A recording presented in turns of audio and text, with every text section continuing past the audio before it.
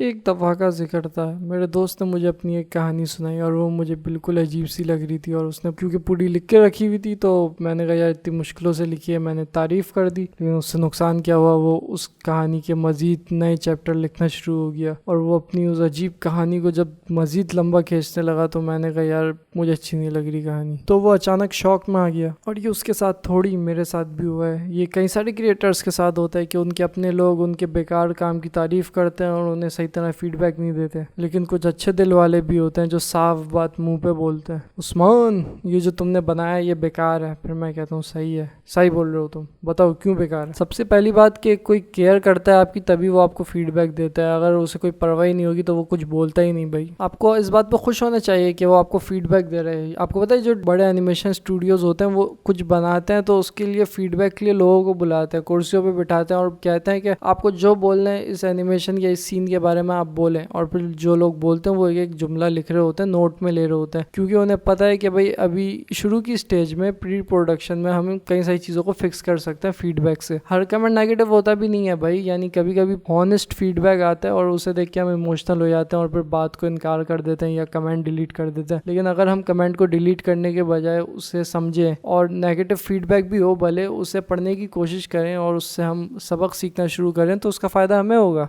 जिस तरह बड़े बड़े स्टूडियोज़ और मार्केटिंग एजेंसी एक एक कमेंट को गौर से देखती है, आप भी बिल्कुल वैसी करें। जितने भी इन्फ्लुएंसर्स दिखते हैं आपको, ये कमेंट को देख के अपनी नए वीडियोस के आइडियाज़ जनरेट करते हैं। अगर कोई पूछे आपका डिज़ाइन बेकार है, आप उससे पूछें कि क्यों बेकार है। वो क्या है कि कलर अच्छा नहीं लग रहा, आप बोलें क्यों कलर अच्छा नहीं लग रहा, फिर वो बताएगा उसे क्यों कलर अच्छा नहीं लग रहा। 2-3 साल पहले का किस्सा है, मैंने स्टेट एजेंसी का कार्ड बनाया था, बिजनेस कार्ड। तो जैसे ही देखा ना उसने कहा भाई ये तो ऐसा लग रहा है कि धमकी दे है तुमने मुझे। मैंने कहा यार क्या हो गया यार, तुम्हें तो कुछ पता ही नहीं है कलर स्कीम के बारे में, मैं डिज़ाइनर हूँ, रेड और ब्लैक थीम कितनी अच्छी लग रही है। उसने कहा नहीं भाई ऐसा लग रहा है तुमने धमकी दी है, अजीब सा बिजनेस कार्ड बनाया है। मुझे गुस्सा आ गया, मैंने कहा यार इनको क्या पता डिज़ाइन के बारे में, मुझे पता है डिज़ाइनिंग कैसे करता हूँ। और मैं ना जज्बाती हो गया था। अब कई सालों बाद जब मैंने कलर साइकोलॉजी और मुख्तलिफ चीज़ें समझी तो मुझे पता चला यार मैं कितना बेवकूफ़ था। यानी मुझे बिजनेस कार्ड जिसने बनवाया था उसकी बात सुननी चाहिए थी, उसने मुझे सही कहा था और जो कहा था साफ कहा था। मगर अब मेरे कहने का ये मतलब नहीं है कि हर बुरे कमेंट में आप अच्छाई ढूंढना शुरू कर दें।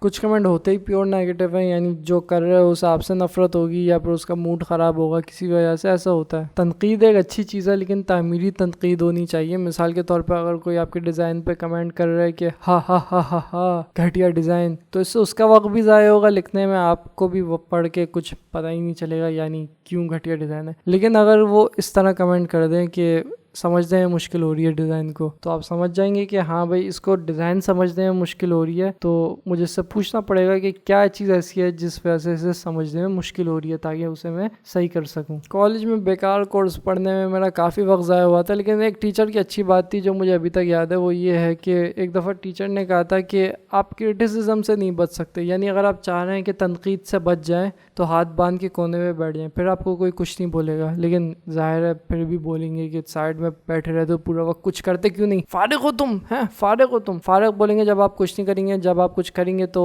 कहेंगे ये तुमने सही नहीं किया। तो कुछ ना कुछ आपको सुनने को मिलेगा और उसके लिए अगर मैच्योर आर्टिस्ट होगा तो वो अपने आप को मेंटली तौर पे तैयार करेगा इन चीज़ों के लिए। यानी मिसाल के तौर पे मैं एंटी एजुकेशन सिस्टम हूँ, मैं सही नहीं समझता, तो ये बात बोलते हुए मैं इसलिए नहीं डरूंगा क्योंकि मुझे पता है कि कई सारे लोग मुझसे डिसएग्री करेंगे और करते भी हैं। जेम्स विक्टर एक बहुत मशहूर आर्टिस्ट है, वो इस बात पे बहुत फोकस करता है, उसने अपनी किताबों में भी इस बारे में डिस्कस किया है कि जो आपकी बात है ना उसके साथ खड़े हुए हैं। ये नहीं कि लोगों के हिसाब से अपनी बात चेंज कर दी ताकि भाई सब खुश हो जाएं, जबकि होना ये चाहिए कि जो बात है आप मानते हैं ना उस पर बिलीव रखते हैं तो वो आप बोलें, अपने आर्ट के ज़रिए बोलें या फिर आप जिस ज़रिए भी समझते हैं। और अगर कोई डिसएग्री करता है तो सही है, सबकी अपनी अपनी राय होती है। क्योंकि फियर ऑफ क्रिटिसिज्म या रिजेक्शन का खौफ जो होता है वो क्रिएटिविटी के सामने एक बहुत बड़ी रुकावट बनता है। ऐसा हुआ था मेरे साथ, मेरे दोस्त के पास ड्राइंग बुक थी, वो पड़ी हुई थी, मैंने जैसे ही उठाई उसने मुझसे छीनी, मैंने कहा दिखाओ, तो वो लेके भाग गया।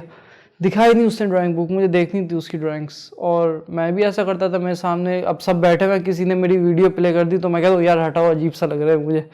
ऐसा क्यों होता है? किसी आर्टिस्ट को सबसे ज़्यादा डर जजमेंट का होता है मोस्ट ऑफ द टाइम। तो मैंने यही देखा है कि यार जो देखेगा वो फीडबैक कैसे देगा, फिर वो इमोशनली हर्ट होगा या फिर उसने कुछ ऐसा कह दिया जो आपको बुरा लगता है और आपको याद रहेगा, यार इसने ऐसा बोला था मेरे आर्ट के बारे में, क्यों बोल दिया इसने ऐसा।